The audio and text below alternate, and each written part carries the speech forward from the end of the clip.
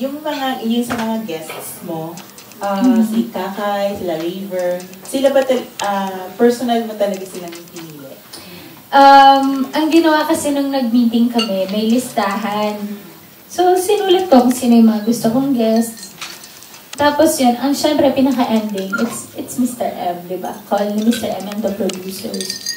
So, yun. Pero ang number 1 sa listahan ko is Piolo Pascual.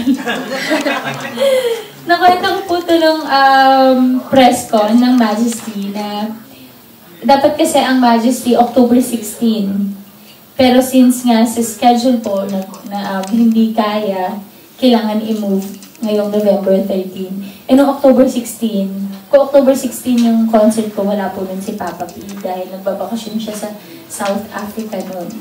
Kaya nung tinanong ulit kung pwede na ba siya sa November 13, pumayag na. Sabi ko, okay, November 13 na talaga. Siya talaga. Oo. Feeling ko nga siya yung may concert. Ako yung producer. Eh, wala lang. Parang, di ba, parang, syempre, it's a special night. And, di ba, kung yung isang taong crush mo talaga, yung parang prinsipe, yung tingin mo, tapos makakasama mo ng gabing yun, parang, diba, iba rin yung pakiramdam. Para sa gabing yun, akin naman si Papa P. Ang dami kasi namin, nakakagawan. Sa gabing yan. Yeah, mapasaya ko man lang yung sarili ko.